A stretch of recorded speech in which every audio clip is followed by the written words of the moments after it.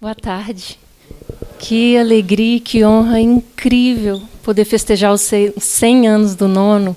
Nossa, eu estou muitíssimo agradecida, Felipe, a você, ao Márcio, por organizarem o evento, ao Núcleo Música Nova, ao Unespar, a todos vocês, a sala cheia. Que alegria, obrigada, obrigada.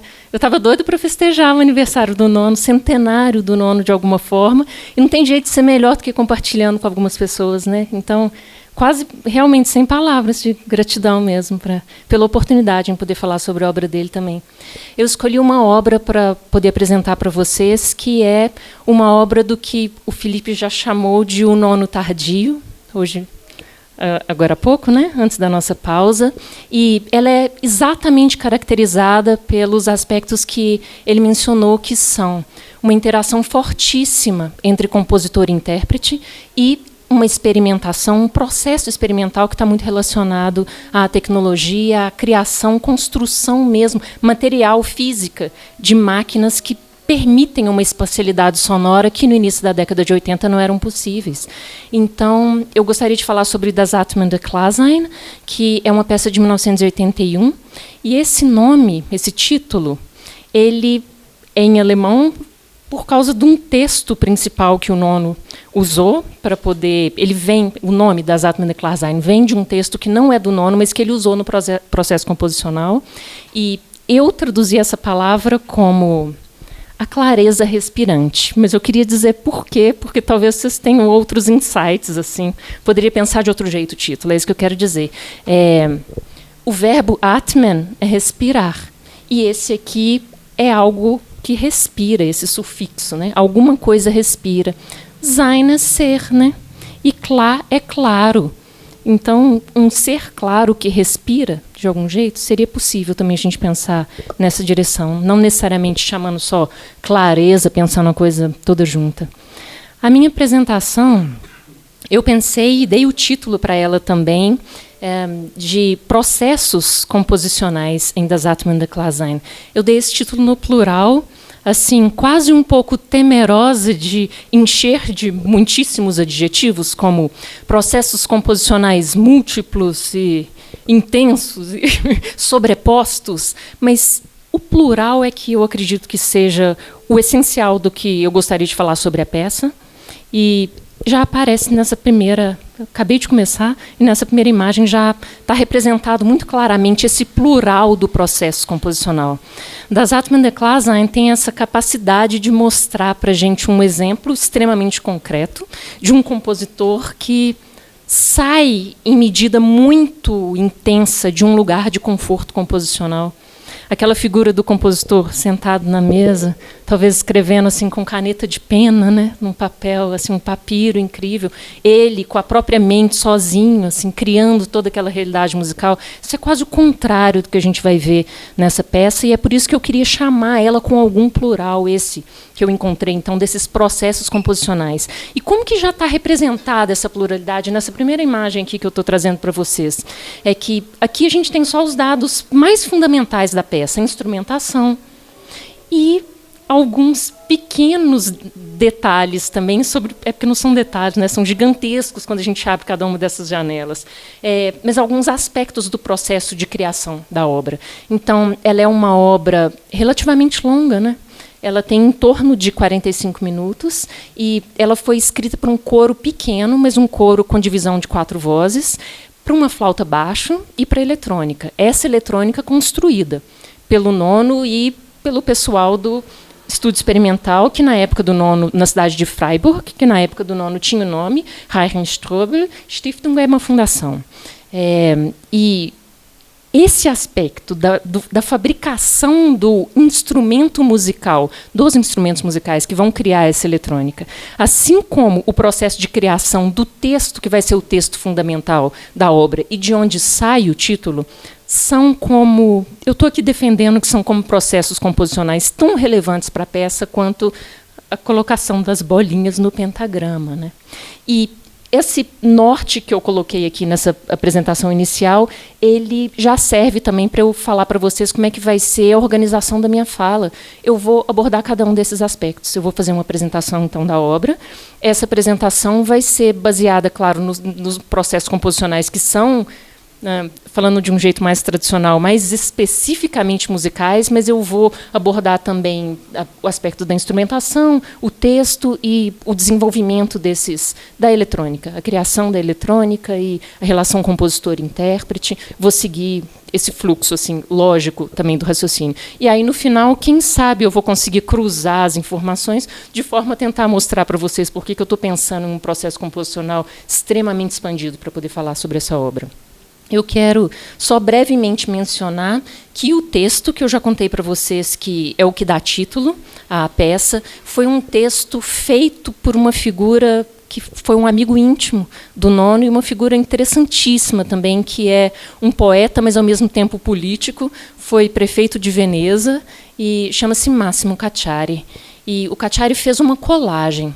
É um poema dele, mas ele usou duas fontes muito específicas, e só nelas mesmas, essas duas fontes já seriam riquíssimas. Uma delas é arqueológica. Ele usou umas plaquetas que tinham inscrições de um culto órfico.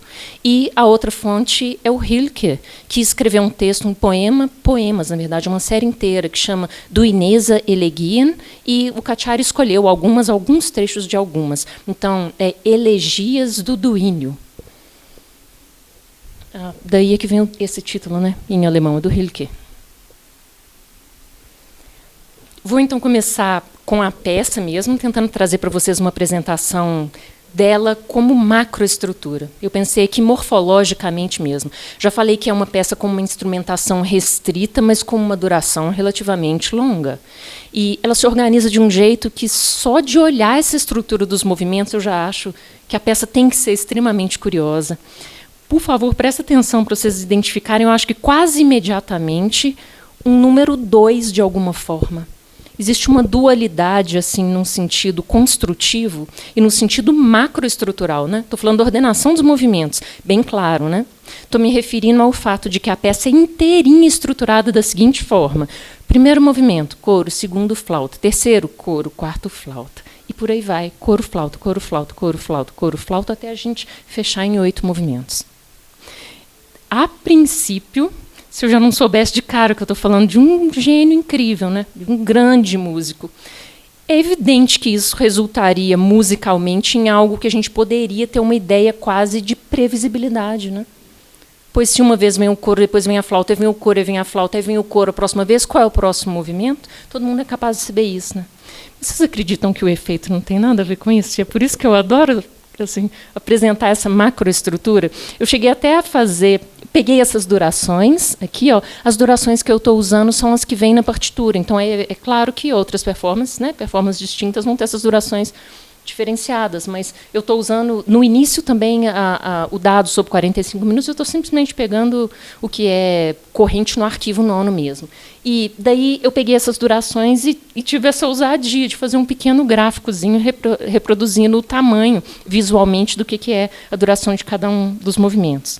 E, a partir daí, só o início, para vocês terem uma ideia do que eu estou querendo dizer, que existe um elemento do 2, existe um elemento dual, quase. Poderia falar a palavra dualidade também, mas, ao mesmo tempo, é como se ela fosse quebrada, retrabalhada, composta musicalmente, quase que a cada segundo da peça. Só para vocês terem um exemplo assim, breve. O início da peça tem um movimento bem pequenininho. Ó. Ele dura só 1 minuto e meio. Esse aqui é o primeiríssimo para coro. E ele funciona nessa estrutura, o primeiro para o coro e o primeiro para a flauta, ele funciona exatamente, esse quadradinho, esse retanglinho pequeno, exatamente como uma introdução. Esse exemplo musical eu adoraria dar para vocês, mostrar para vocês. Como se articula essa primeira organização dos eventos musicais. Coro como uma introdução, e aí ataca esse segundo movimento, que é o primeiro movimento para a flauta. Mas várias outras coisas com essa representação gráfica, várias outras coisas a gente observa também, como, por exemplo, Quando a gente coloca nessa estrutura aqui a eletrônica, o que vai acontecer é que apenas 2 movimentos usam um determinado aparelho, que eu vou mostrar para vocês daqui a pouco, que chama Publison, e são o terceiro para cor e o terceiro para flauta. Então, existe imediatamente aqui uma unidade entre esses 2 movimentos. E aí, de novo, essa minha estrutura aqui serve para a gente perceber o tanto que ela é composicionalmente traída, no sentido que a gente imaginaria como se... Ela é totalmente provisória, é isso que eu quero dizer. Então, eu vou apresentar os elementos musicais para depois poder tentar apresentar para vocês uma outra representação que eu criei dessa macroestrutura da peça, que me parece, pelo menos, que tem mais relação com o que a gente ouve, do que com apenas essa lógica do encaixe das durações e das relações entre 2 materiais muito específicos, um vocal e um instrumental. Tá bem? Mas eu não vou partir direto para o exemplo, não. Deixa brevemente eu caracterizar pelo menos os elementos musicais, porque aí quando a gente ouvir um pedacinho da peça, eu acho que pode ser que a gente já ouça com alguns elementos assim bem ricos para a gente já perceber também, além de simplesmente a ideia de estrutura e de continuidade entre fontes sonoras muito distintas. Tá? Então, esse exemplo aqui, essa imagem, é um recorte simplesmente que eu fiz da partitura da peça, e ele dá para a gente um plano bem fundamental de como que a eletrônica vai ser projetada no espaço, e é da década de 80, né? É o início da década de 80, a peça é de 1981.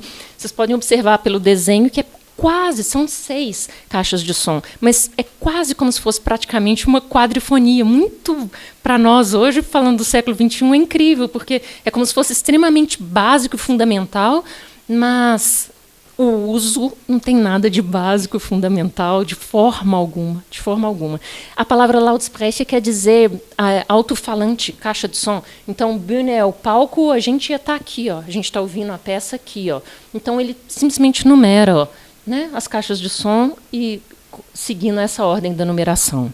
E esse exemplo, esse desenho aqui, ele me ajuda a explicar um pouco como que a eletrônica foi pensada para a peça, é por isso que eu coloquei ele ali. A primeira coisa que eu queria falar sobre ela é que ela é de uma delicadeza que, mesmo hoje a gente olhando, ouvindo essa peça de um ponto de vista do futuro, né, nós somos como o futuro dela.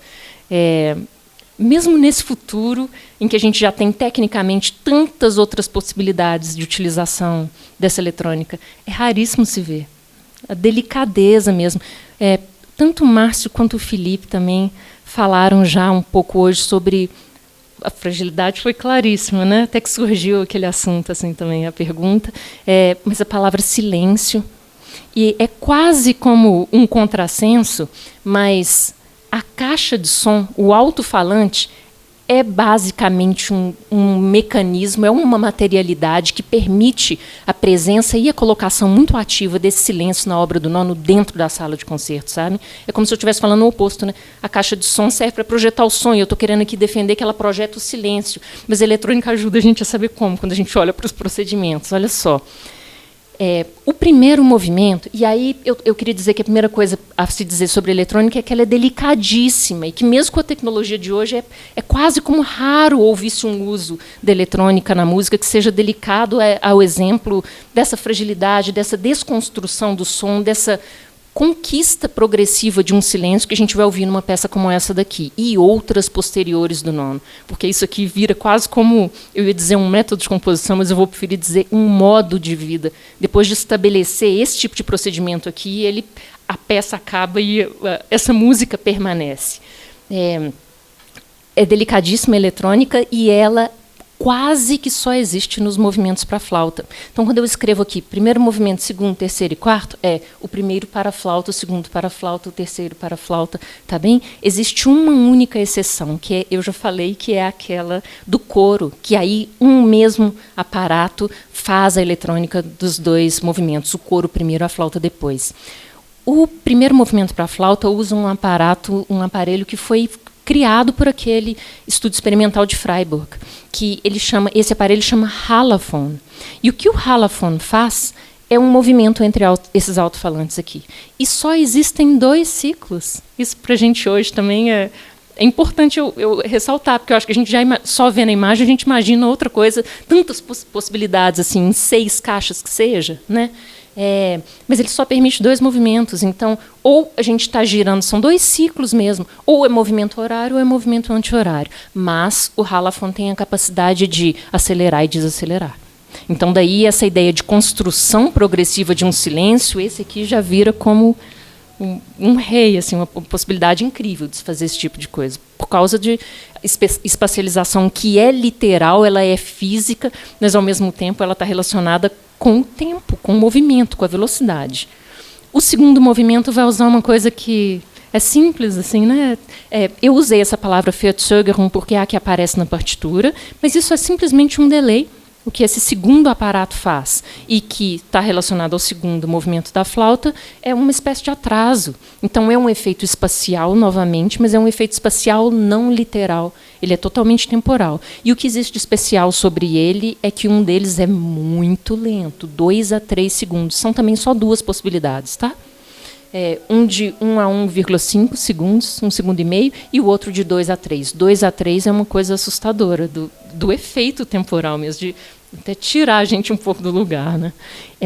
O terceiro movimento para a flauta usa o publissom, que faz uma transposição microtonal, a partir das notas que são captadas no momento que a flauta está tocando.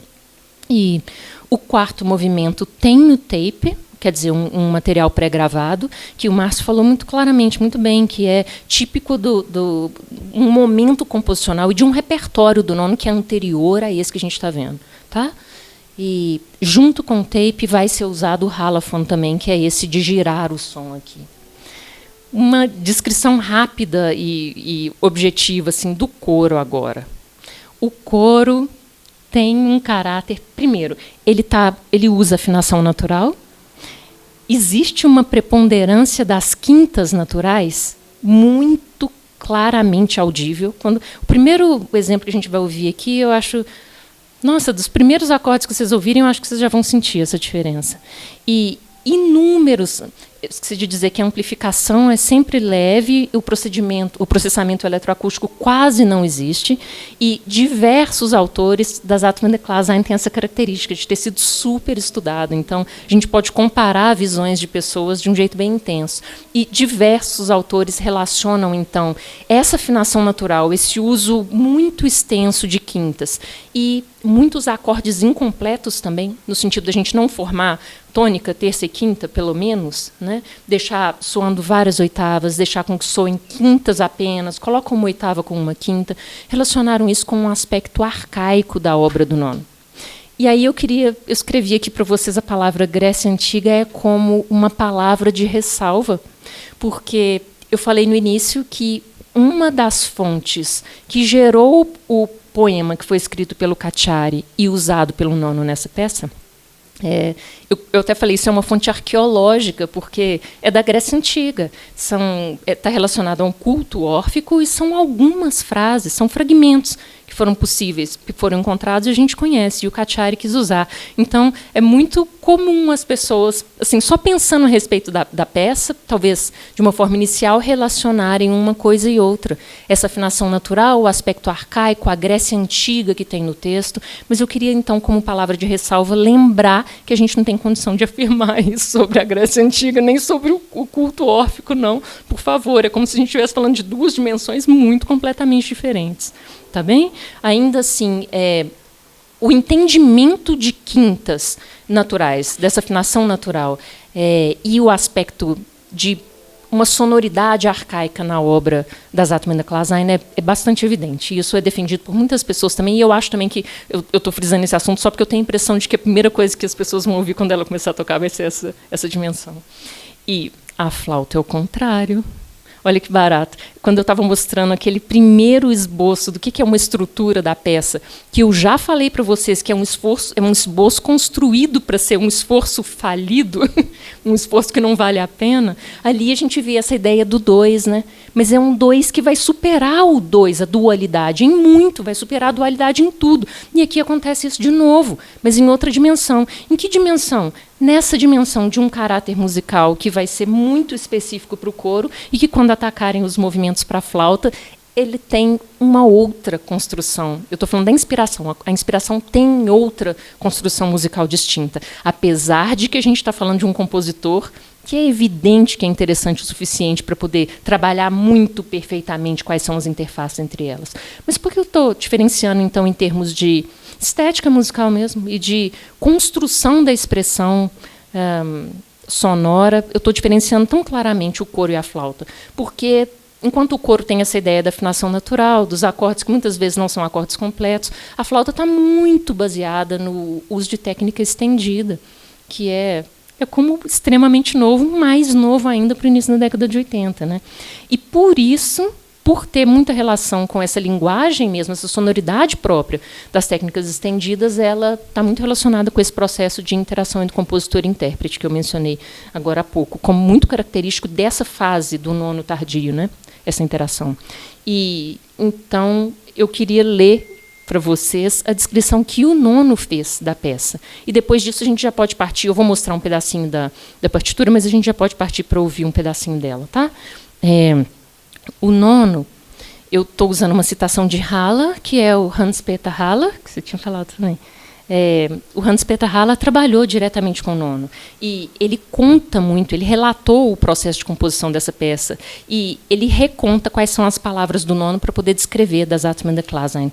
Ele disse que a obra, então, é o som vivo e natural da flauta baixo e, no mesmo instante, o seu surgimento como dinâmica espacial. Fecha aspas, né? Queria mostrar para vocês um fragmento do primeiro movimento para o coro.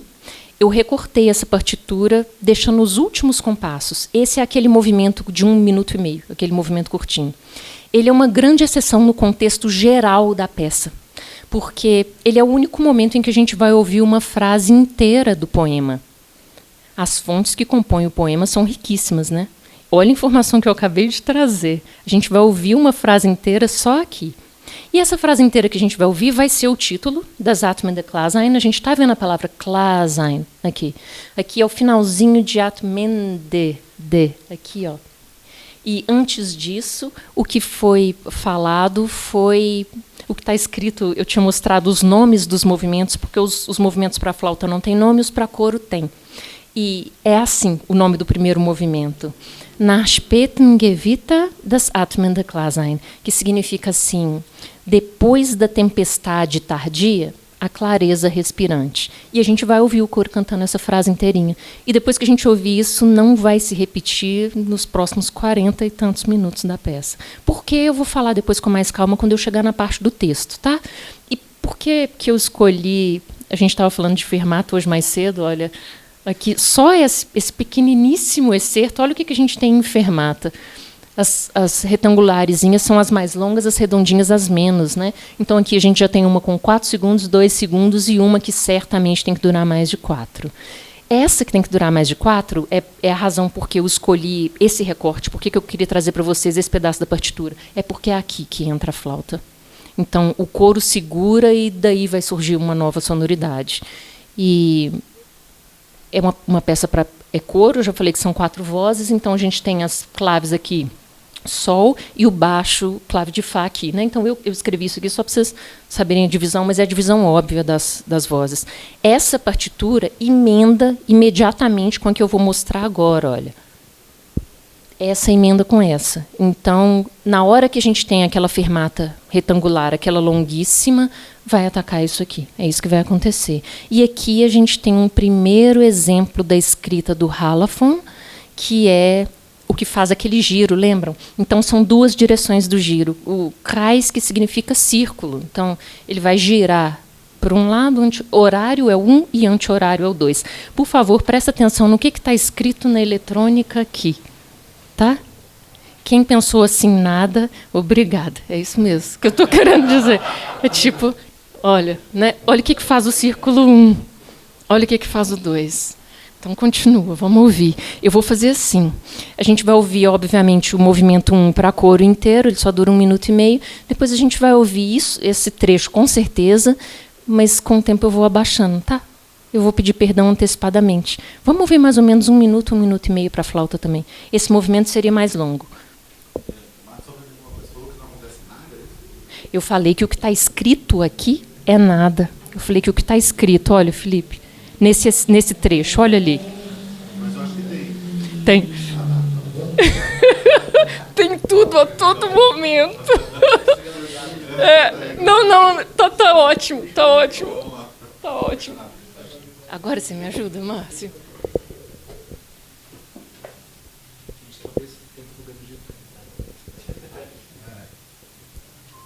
Tem. Você pode ajudar. Pode ajudar. Aqui é mais um problema.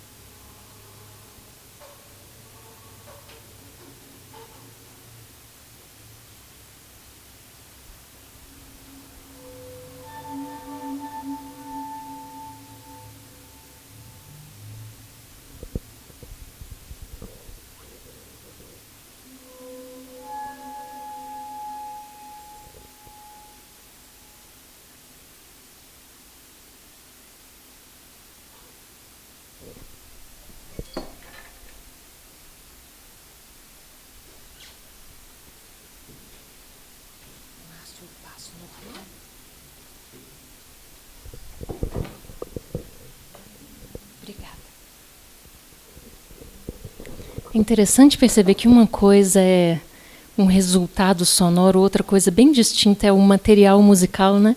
A gente casa as duas coisas tão frequentemente. No entanto, eu falei que a flauta é trabalhada de um jeito tão novo e, para a época, mais novo ainda. E quando a gente ouve as duas coisas juntas, o procedimento composicional ou a imaginação composicional do nono unifica as duas coisas, apesar das características, aquela ideia que eu falei do dois, aquela dualidade existir, é como se a música fosse capaz de transformar essa dualidade em unicidade imediatamente, né? E é claro que a eletrônica tem uma relação fortíssima com isso, fortíssima e imensa. Eu vou falar mais sobre ela daqui a pouco, então. Porque eu queria apresentar cada um dos aparelhos mesmo, dos aparatos que foram construídos no estudo experimental, porque eu acho que isso vai ajudando a gente a ficar com a mente mais concreta no que diz respeito a esse uso da eletrônica. Eu já contei que esse primeiro aparelho, que foi o que a gente teve esse exemplo agora. Ele chama Halaphone. Eu contei que ele foi criado no estúdio experimental. E porque eu estou falando para um público do século XXI e várias pessoas jovens, eu quero lembrar que isso é um armário, né? Isso é a construção de um instrumento físico.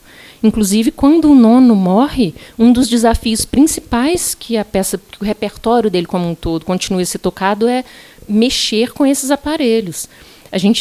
Quando ele morre, já é a década de 90, ele morre em 1990 mesmo.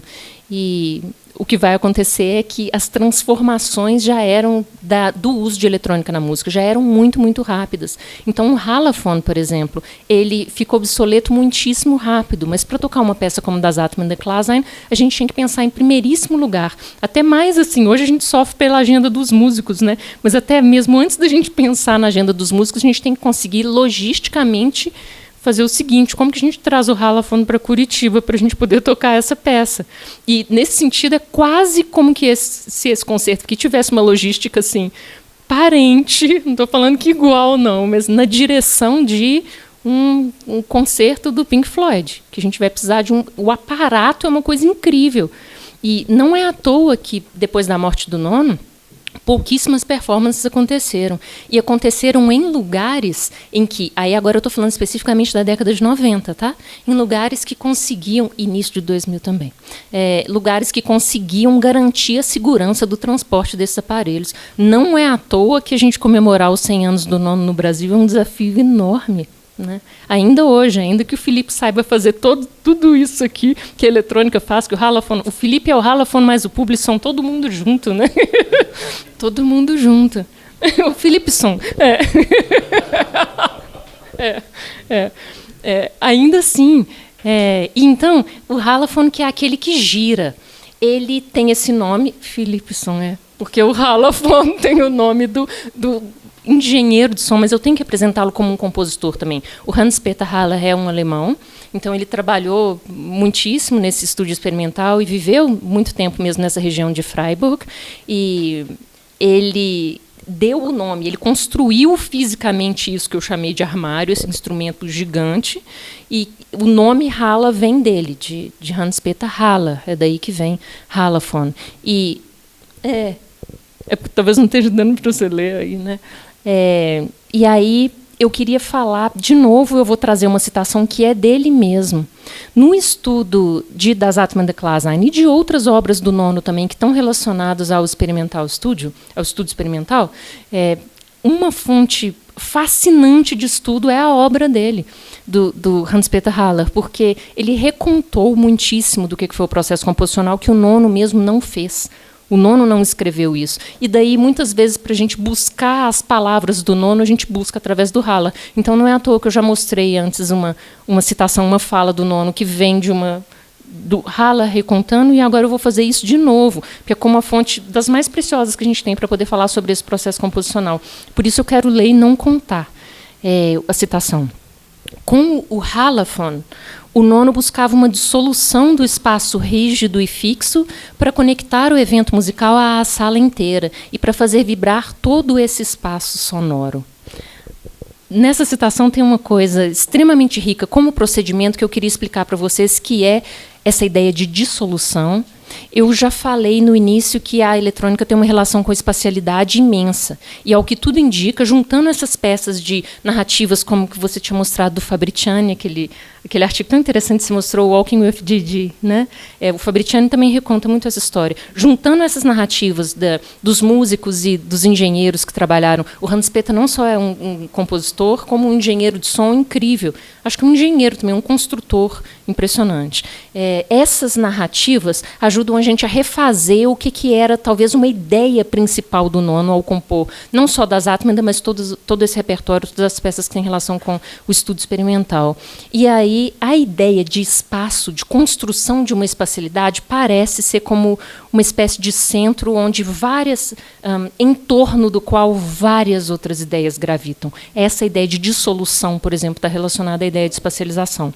E como que ela era construída como procedimento? E como o uso desse Halaphone?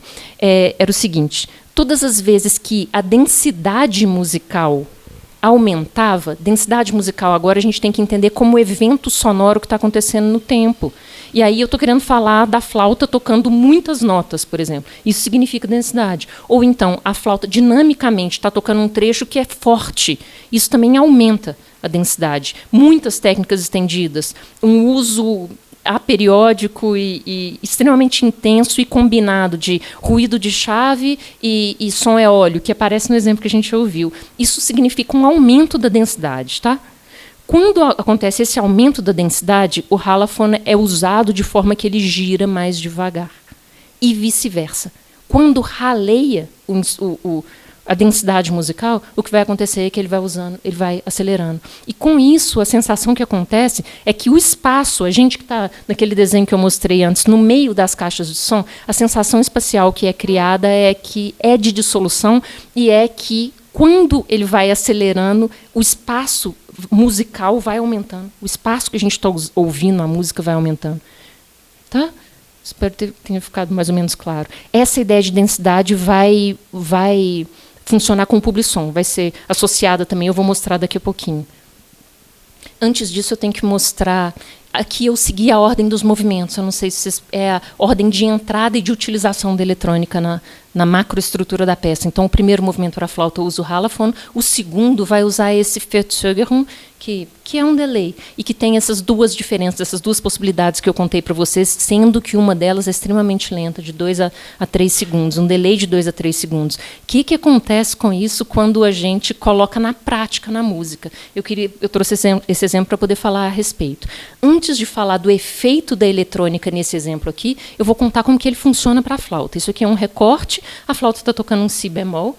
Esse si bemol, aqui ó, a gente tem um som eólio, que não é muito forte, não. Ele é leve, esse aqui. E esse também. Esse aqui ele é mais forte. Então, existe naturalmente um crescendo. Esse crescendo, por um motivo que é extremamente anatômico, quase, o nono escreve com notação musical, né?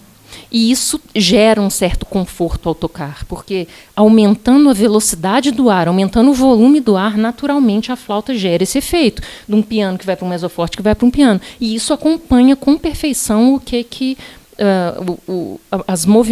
a movimentação dos sons eólicos está fazendo aqui em cima.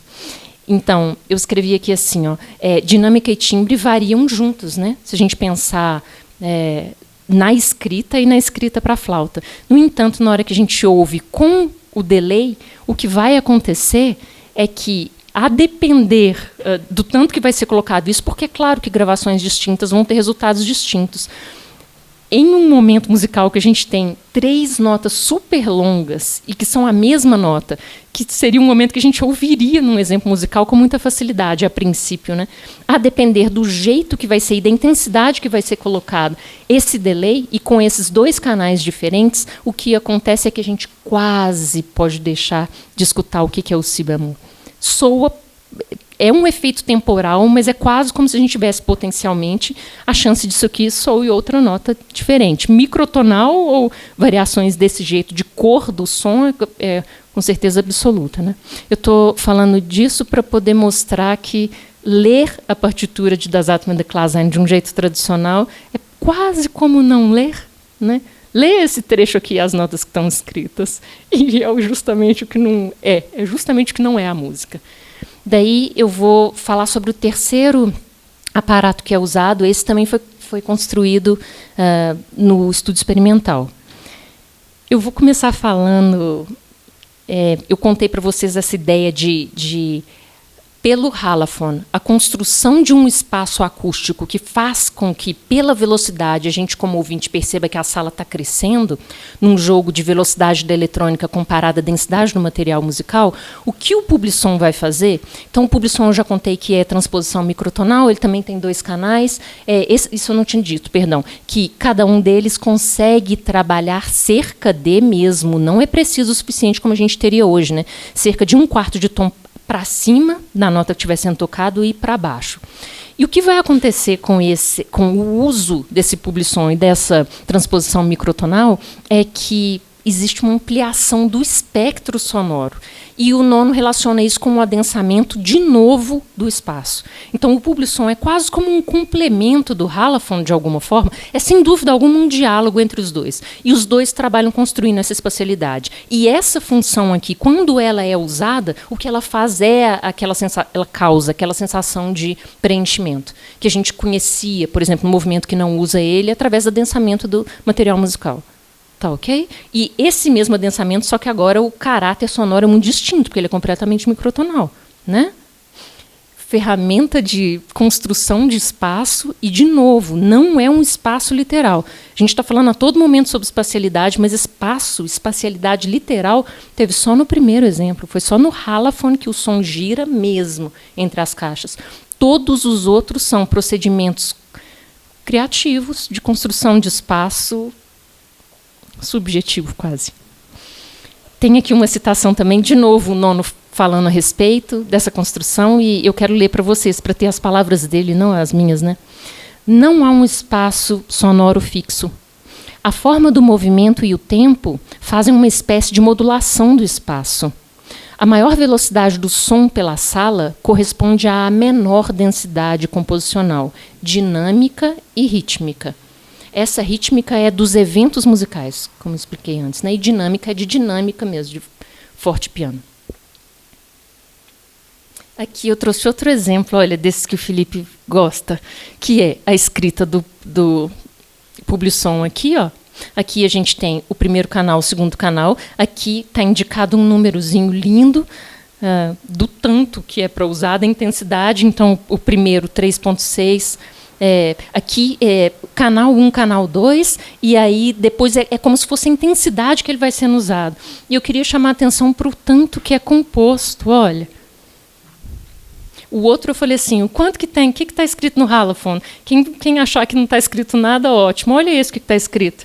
Tem a indicação de que ele existe nesse movimento e tem a indicação da intensidade que ele poderia ser usado em cada um dos dois canais. Em seguida, a gente tem uma setinha onde está escrito de PP a P. Agora, imagina se você for o músico que vai tocar esse, né? Você vai fazer eletrônica dessa peça. Como você vai fazer? Vamos ver, isso vai aparecer ainda. Mas eu queria só mostrar que o jeito que ele escreve o Halaphone não é tão distinto do jeito que ele escreve o Publison, não. E o jeito que o Feldsoger, aquele do meio, o delay, estava escrito era qual? Não estava, né? Então vamos ver. Aqui eu estou trazendo uma representação que, pela primeira vez, inclui a ideia da eletrônica. Antes eu tinha baseado na ideia de coro, flauta, coro, flauta, coro, flauta. Agora eu estou baseada na ideia de espacialidade. E essa espacialidade, na obra das Atman da Klaasheim, tem 3 caráteres diferentes. Um é estaticidade. Os movimentos, tanto para flauta quanto para coro, todos são amplificados, tá? Então, esse movimento da amplificação eu estou considerando dentro dessa ideia de estaticidade. Eu coloquei aqui os que são estáticos, por assim dizer, né? Os que estão, todos esses, olha, primeiro do coro, segundo do coro e quarto do coro. Não é à toa que eu disse antes que a eletrônica é usada praticamente só nos movimentos da flauta. Então, essa estaticidade está toda nessa dimensão. É como se a minha representação tivesse partida em 2 polos. Esse aqui é estático, esse aqui tem movimento. Esse segundo movimento para a flauta aqui está totalmente no meio do caminho. Ele só usa essa ideia do delay. Mas o que vai acontecer desse lado é que a gente tem 2 ilhas, 2 dimensões do movimento bem distintas. Uma é espacial e a espacial literal. Então, esse aqui é o Halaphone, né? Que vocês já conhecem. E esse outro aqui é o Publison, que é o da transposição microtonal. Então, espaço no movimento literal e espaço como transposição. Melhor falar o contrário, né? Transposição como espaço. E daí eu ordenei os movimentos. O resultado é que esses 2 aqui são os 2 que estão juntinhos, ó, os únicos 2. Todos os outros têm um intervalo temporal entre eles mesmos. E se a gente for seguindo a ordem, já que naquela primeira representação bem provisória que eu mostrei para vocês fazia com as durações, e era na ordem que aconteciam os movimentos, se a gente lê assim, a gente vai ver um vai e volta constante. Olha, então aqui é o primeiro para coro, aí a gente tem que vir para o primeiro para flauta, depois a gente vai para o segundo para coro, depois a gente vai para o segundo para flauta, o terceiro para coro. Tudo que a gente acha que vai ser o óbvio, né? Coro, flauta, coro, flauta, coro, flauta. Onde você achar que vai ocorrer, será que vai ser na estaticidade ou vai ser no movimento? É onde não vai. Né? Então, primeiro para coro, primeiro para flauta, segundo para coro, segundo para flauta, terceiro para coro, terceiro para flauta, quarto para o coro e quarto para flauta. Em outras palavras, é uma construção do espaço, uma construção da espacialidade que usa de meios distintos e da variação, da combinação, da composição desses meios a cada segundo, a cada momento da peça. Né? Para flauta, se for só flauta, como vai fazer amanhã, fica como então? Fica só os laranjinhas. Os laranjinhas fica assim, ó. Esse aqui é o delay. Vou fazer na ordem, olha. Halafon é o primeiro, aí depois o segundo, aí depois o terceiro, publisson, depois o quarto, Halafon com tape. Em termos de caráter musical, um movimento muito distinto é esse quarto aqui, por causa do tape. É o único que tem material pré-gravado. Mas ele permite improvisação também do músico. E por falar nisso, faltou uma coisa tão importante aqui. Estaticidade, mas eu coloquei uma setinha que vai falando para a gente sobre fragmentação progressiva do texto. Quer dizer, de estático não tem absolutamente nada. Essa fragmentação progressiva eu vou apresentar ainda quando eu mostrar o poema para vocês, mas eu já quero conectar ela com uma informação que eu falei no início, que era, quando a gente ouviu aquele primeiro movimento para coro e ouviu a frase do poema que dá título à colagem do Cacciari inteira, ela era a única, né? Eu falei, essa é a única frase que a gente vai ouvir. É isso que está representado aqui. Aqui, o coro tem uma função semântica, a gente entende o que está sendo cantado. Aqui, não existam. É isso. Aqui é a fragmentação completa, e nesse sentido é extremamente movimentado também. Estou dizendo isso para dizer, é a coluna da estaticidade, só que... porque eu estou enfatizando a ideia de eletrônica, né? Porque textualmente não é o que está acontecendo. Né? O texto está se movendo muito incrivelmente. Ele começa fragmentando, primeiro tem uma frase inteira, depois ele começa fragmentando grupos de palavras. A gente ouve grupos, depois palavra só, depois sílaba, e depois algumas vogais, e você já não sabe mais se a vogal vem do grego ou se vem do alemão, não. Acabei a eletrônica, quero falar agora sobre esse trabalho incrível de interação mesmo. Esse aqui é o flautista, Roberto Fabriciani, com quem ele trabalhou muito ativamente no estúdio. E vou começar com o Haller de novo, falando sobre o trabalho do nono no estúdio, e agora eu escrevi esse trecho, construção das máquinas, mas eu estou pensando isso de um jeito bem expandido. Tá? A flauta com o microfone é, para mim, aqui também uma máquina de algum jeito. Vamos ver o que o Fabriciani vai falar sobre isso também, mas primeiro para a gente ter uma ideia da fala do comportamento do nono. O Hans-Peter Haller falando. Nono nunca se interessou pelo interior de um aparelho. Ele queria transformar e ampliar os parâmetros naturais de um som, como a altura, intensidade, duração, curva dinâmica no tempo e, acima de tudo, o timbre. Isso, quando eu comecei a estudar essa peça, eu devo confessar que foi uma surpresa enorme para mim, porque eu imaginei que o nono fosse como um engenheiro nato. E o que o Hans-Peter está falando para a gente aqui é como o contrário absoluto, né? É um pouco parecido com aquela ideia da experimentação, assim, faz você, deixa eu ouvir onde está o erro, onde não está, e a partir de uma concepção musical é que os aparelhos foram desenvolvidos, e não pelo nono, né, pelos engenheiros do estúdio. Então, bem no início da minha fala, quando eu trouxe aquela ideia que deu título à minha apresentação, que é de processos composicionais no plural, aqui a gente começa a ter um exemplo muito claro. Ou existe um engenheiro incrível trabalhando em Das Atmen der Klarsein, ou não existe Das Atmen der Klarsein. Mas ainda tem mais uma coisa para falar sobre isso, que é, ou tem um flautista incrível trabalhando em Das Atmen der Klarsein, ou então não existe Das Atmen der Klarsein. Olha, e então o Roberto Fabriciani parece, a princípio, eu escolhi essa foto dele aqui, porque parece, pelo menos a princípio, que ele é um pouco o contrário do nono no que diz respeito a esse interesse pelos aparatos. Na época de Freiburg, ele era super jovem, e o que vai acontecer é que, no correr da carreira dele, depois que a peça ele já tinha tocado a peça, e várias outras do nono também, o que vai acontecer é que ele continua como uma pessoa que constrói instrumentos.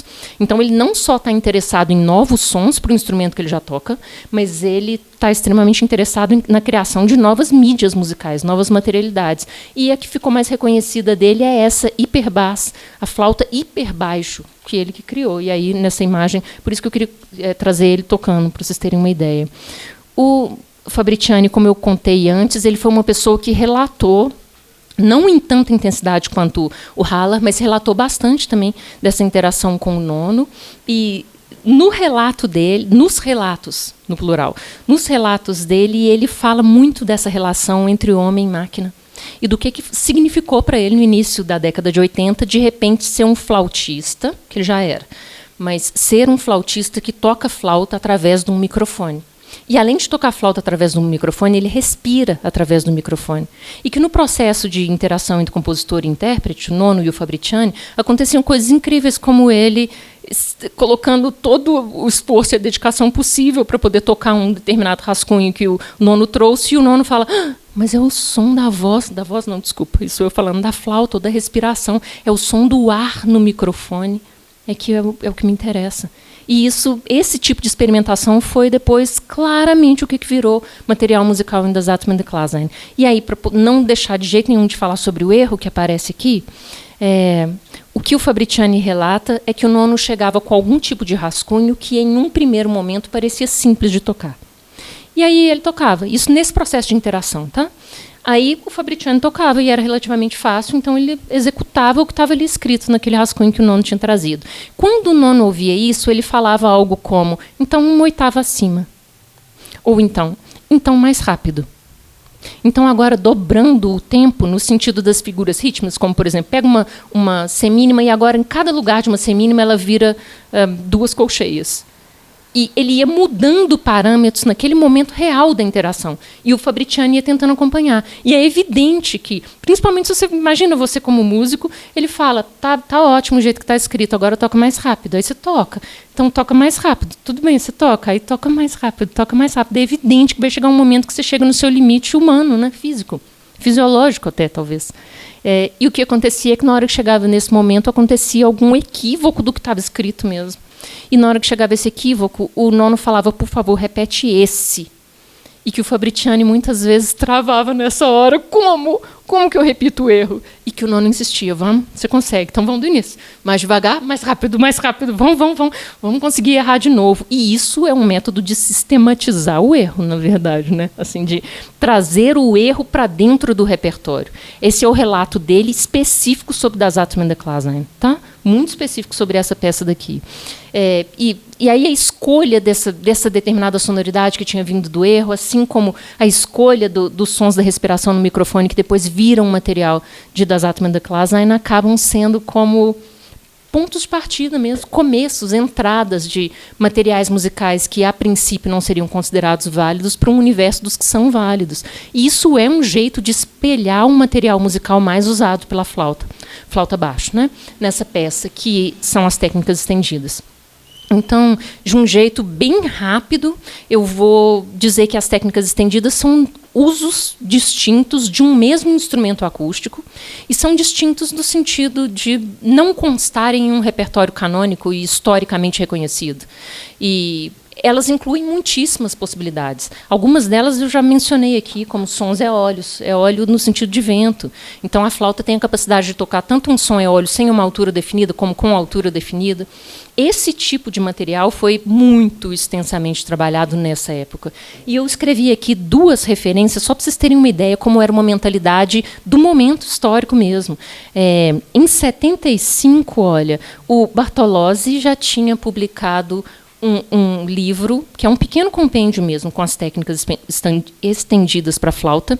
E, em 1980, lembra que das Atman é de 1981, surge um que é muito influente e que por muitas décadas continuou sendo usado, porque contém muitos multifônicos, 2, 3 ou até mais sons para flauta, sendo eles, respeitando a série harmônica, tem os multifônicos que tem os intervalos que a gente imaginaria para um corpo cilíndrico, mas existem digitações que permitem multifônicos também de segunda maior, segunda menor.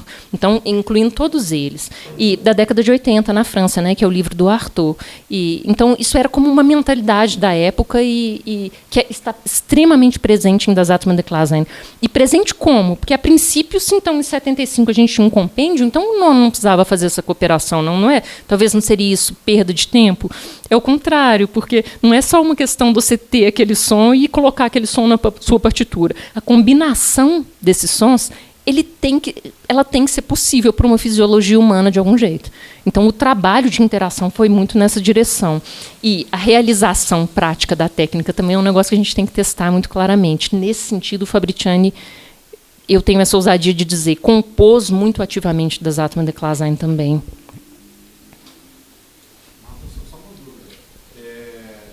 Eu volto, se quiser. Se quiser que eu volte. Não, só fiquei na dúvida ali o Fabriciani utiliza os multifônicos do ator? Não, é impressionante. Essa foi uma comparação que eu fiz e que eu achei tão interessante fazer uma coisa desse tipo. Tanto em notação quanto em possibilidades, existem muitos sons em comum. Mas são os mais famosos, Felipe. Então, o que acontece é que... Eu tenho um exemplo aqui. Nesse exemplo, eu acho que eu vou conseguir ir te mostrando. O que mais chama atenção é a notação. O Artaud propõe uma notação, o nono propõe a dele. E, ao mesmo tempo, no Artaud está muito claramente definido isso sobre whistletones, sons eólios, e que aparecem na obra. Isso significa que, de algum jeito, é claro que existe comunicação, mas aparece de um jeito que não aparece no livro.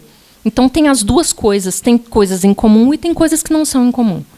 Porque a gente usou o Artaud para sim. ensaios e está funcionando. E funciona porque o nono escreve aqui as notas. Então, se você busca na tabela ou do Artaud ou da Karen Levine, que aí é muito mais atual, da Karen Levine, funciona, né? Porque você busca pelas notas. E, no entanto, se a gente usasse a digitação, se ele tivesse escrito a digitação, a gente já está perdido, porque a gente não ia saber qual era a ideia sonora. Sempre vai funcionar, estudando os multifônicos, quando você tiver as notas resultantes que estão ali naquele acordezinho. Aí esse princípio vai funcionar. Aqui eu só coloquei alguns exemplos, porque eu acho que para algumas pessoas pode ser extremamente familiar e para outras pessoas não. Isso aqui é um recorte da bula. A bula tem 3 páginas. Isso aqui eu recortei um pedacinho de uma primeira página. É instrução de técnica estendida que não acaba mais. E para 1981, é um uso muito, muito extenso.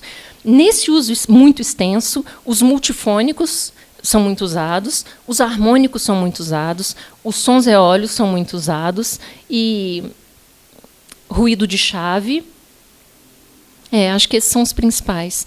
E aqui são outros com uso esporádico e as notações. Essas notações eu acho muito interessantes também, porque algumas batem com os métodos de técnica estendida da época e outras não. Não só a resultante sonora, sabe? Mas escrever as chaves, por exemplo, ruído de chave com xizinho, como a gente está vendo aqui. Isso aqui é um símbolo que ele usa para poder falar de um movimento que é periódico ou que é aperiódico.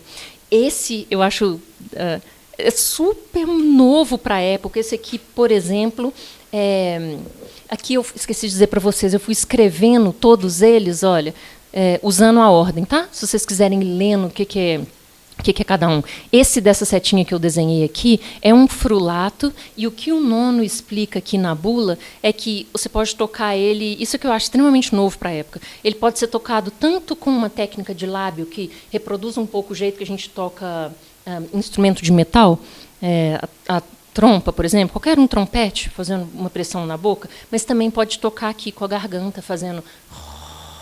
ou com a língua, fazendo... Estou evitando falar no microfone, porque eu acho que senão... Né? Ou...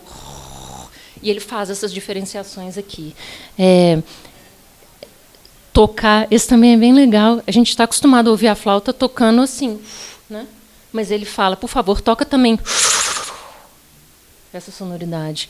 E só o som de ar e um som de ar combinado com alguma nota ao mesmo tempo. Isso é muito usado. Os pizzicatos feitos com a língua, que são bem suaves, como... E também esse aqui que eu vou fazer fora do microfone, que é... o tongham, com uma pressão muito maior. Né? O jeito que um e outro soa é extremamente diferente. Eu coloquei só para vocês terem um exemplo. E, depois disso, eu queria falar um pouco, foi o elemento que ficou faltando. Né?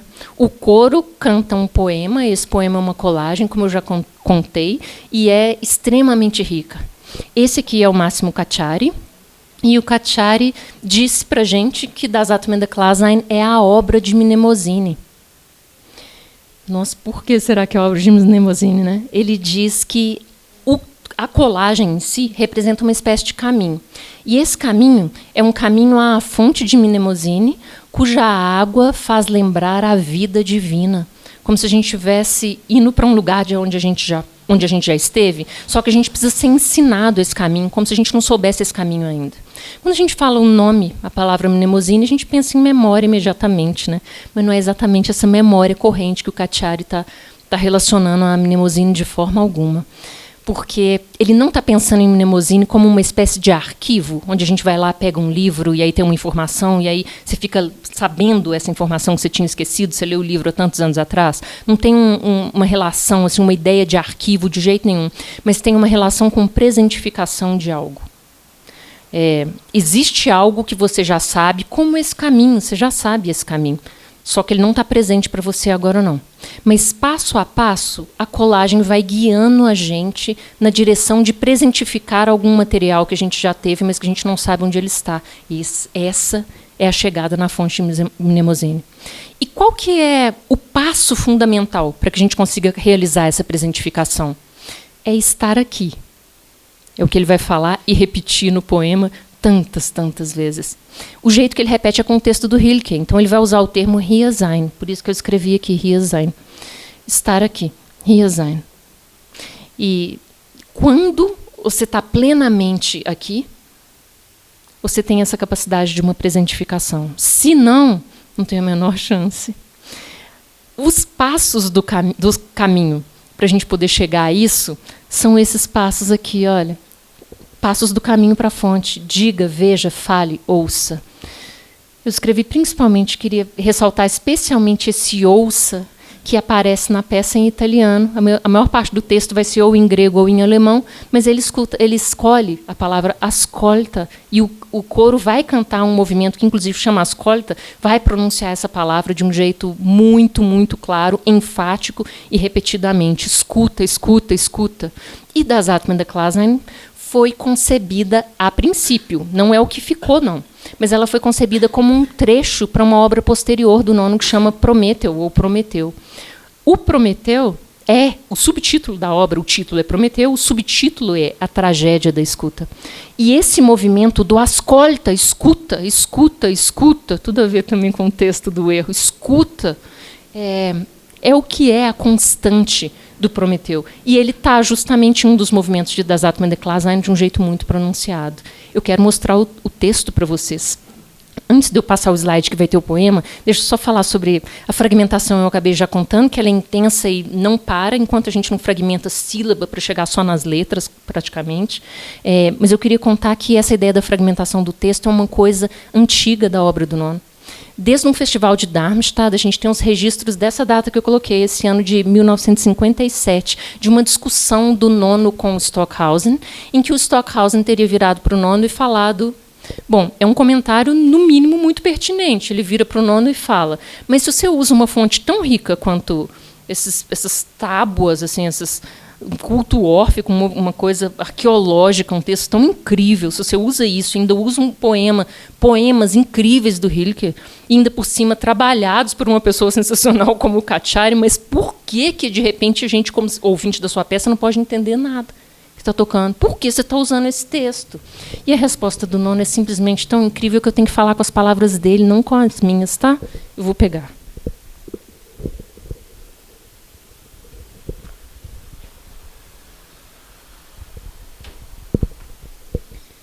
o texto original não precisa mais ser compreendido quando a música composta para ele se encontra além de qualquer semântica. Nenhuma qualidade e nenhuma forma podem existir sem ao mesmo tempo significar.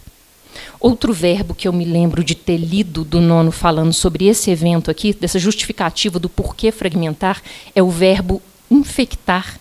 A música, a partir do momento que ela é feita com base em um material semântico, ela é infectada por aquele conteúdo. Não interessa se ele está sendo ouvido, sim ou não.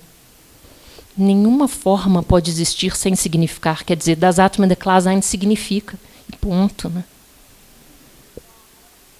Esse é o poema, e eu sei que não dá para ler assim, eu vou aumentar daqui a pouquinho, mas eu quero mostrar o desenho dele.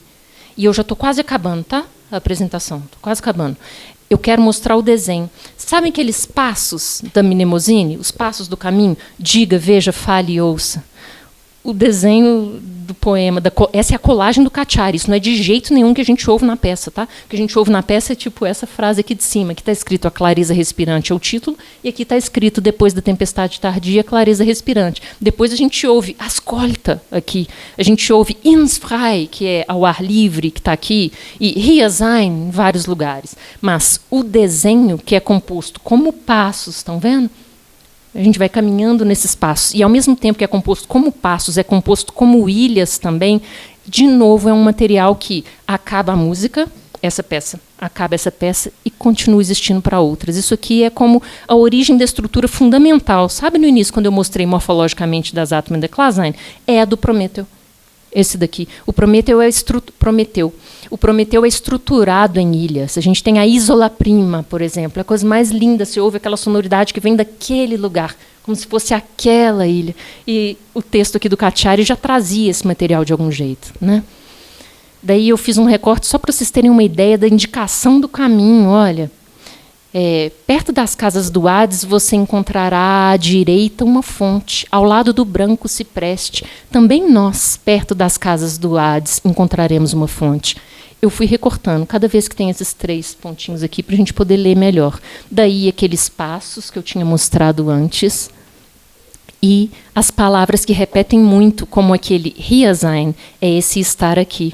E olha como ele termina isso, aquela história de a Mnemosine como presentificação. Um instante entre 2 momentos, quando se sofreu, incomensurável, estar aqui é muito o que sofreu. Também daria para ler no outro sentido. Quando se sofreu, o que se sofreu. Entre 2 momentos, estar aqui é muito. Lendo nas colunas também, né? Ao invés de ler do jeito que a gente leria tradicionalmente. Depois disso, eu trouxe um exemplo que, por causa do tempo, eu acho que eu não vou tocar esse daqui, não. Mas esse aqui seria um exemplo do coro fragmentando o texto. E com a colagem, é porque aqui dá visualmente para a gente ver muito claramente o material que veio do Rilke e o material do grego antigo. Olha. E como ele foi... Aqui justamente aparece o estar aqui, ó, o hier sein, e as misturas das palavras. Depois, o próximo exemplo eu trouxe da fragmentação do texto. Aqui já é combinação até de palavras que não terminam vogais assim, e uma palavra que seria essa em alemão, talvez seja veja, essa palavra aqui, e o final já é grego, né? Só para poder mostrar para vocês. E daí eu já chego na minha conclusão. Nas minhas considerações finais, eu queria dizer que essa ideia que aqui eu escrevi como composições múltiplas, coletivas e continuadas, tem uma relação muito clara com os aparatos, por causa do Hans-Peter Haller, mas tem também uma relação muito forte com o texto, por causa do Massimo Cacciari. O que diz respeito à flauta, é claro que tem uma relação forte com técnicas estendidas e, consequentemente, com Fabriciani, mas que existe também uma espécie de conceito sonoro, que eu apresentei em uma das citações bem no início, que é do Nono, claro, e ele falando sobre essa ideia da espacialidade combinada ao som vivo, é uma citação, som vivo e natural, mais a dinâmica espacial, ao mesmo tempo. Essas composições, essa composição, então, que estabelece esse aspecto, composições múltiplas no sentido de que envolve o aparato, o texto, a técnica estendida, o poema, né? Que também é coletivo, no sentido de que são várias pessoas, ao invés de um único compositor genial que faz tudo sozinho.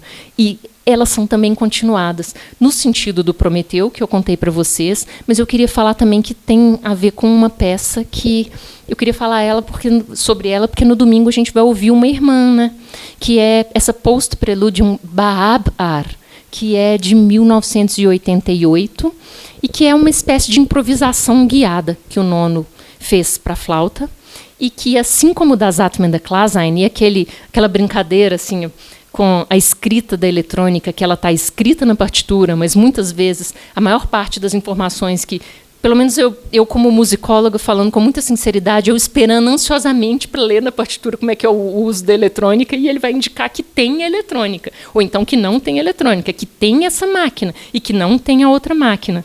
E eu procurando algo como uma orquestração final que vai ter como eletrônica, talvez até em alguns trechos, certamente um fundamento muito forte para a peça, né? Não o encontro. Isso significa uma espécie de composição continuada também, que é a parte, essa eu acho que é uma das partes de se falar do erro como ponto de partida, que não vai acabar, o erro como necessidade. Aqui eu acho a palavra necessidade até mais legal. Um jeito de se falar do erro como necessidade premente no Hiersein, que era o Nono assentado na frente daquele concerto acontecendo e fazendo aquela eletrônica acontecer naquele momento, né? E sem medo, né? Completamente livre de expectativa e de erro, no sentido de que a forma como soa e a forma como será o controle do Halafon, do Publison, do que quer que seja, do delay, vai depender do resultado sonoro que está acontecendo ali. E isso é um princípio que vai muito além de Das Atmen der Klasein, porque ele usa depois nessas outras peças. É muito claro isso, né? E eu queria contar sobre esse outro post-preludium, que não é o pedonal, que vai ser tocado amanhã. Eu estou falando especificamente desse para a flauta, é que justamente esse aspecto composicional do momento do concerto, e que depende de tudo que está acontecendo ao mesmo tempo ali, determinou o fato de que o arquivo Luigi IX decidiu que a peça não pode mais ser tocada depois do Nono ter morrido. Porque o processo composicional em tempo real estava ali. E isso é o que a gente lê quando a gente vê o Publison, tracinho reto, né? Halafon, tracinho. Aí, de repente, deixa eu só contar, porque eu não mostrei no exemplo. Aí tem um pico assim, ó, e se sustenta. Mas também. E depois se sustenta também, coisa assim. Quer falar, filho? Mas, na verdade, Bom, primeiramente, gostei bastante do jeito que você como musicóloga analisando a eletrônica, porque faz todo sentido, né, a música do Nono. Mas ali, quando tem a linha reta, eu entendo o que está acontecendo. E a única coisa que ele faz são pequenas, são coisinhas muito simples, né? Quando está ali na linha abaixo, significa que o som está rotacionando, porque é tudo um círculo, né? O som está rotacionando lento. E aí, quando ele faz aquela curvinha para o Schnell, é que ele rotaciona rápido. A gente só muda uma coisa. Então, eu acho que é uma coisinha quase de nada, mas faz uma diferença enorme, assim, E sabe uma coisa que eu li também, está em total consonância com o que você está falando, e eu li a partir do Haller mesmo, ele contando, é que muitas vezes o Nono fazia o que era no momento mesmo, ele estava ouvindo, não é sobre espacialidade? Então ele estava ouvindo o som no espaço, naquela sala, naquele momento, e aí o Hans Peter achava que ia sair o Fetzogeron e ele entrava. Então, quer dizer, tem um processo de composição aí incrível, né? E uma liberdade também, no sentido que a gente falou hoje mais cedo, que o erro permite, que é fantástica também. Quem sabe esse novo uso da eletrônica, que é realmente em momento real, acontecia a partir de um momento que ele esperava o Fabriciani fazer algo que não soava, ou não soava como ele esperava. Nesse sentido que eu estou relacionando liberdade e erro agora, né?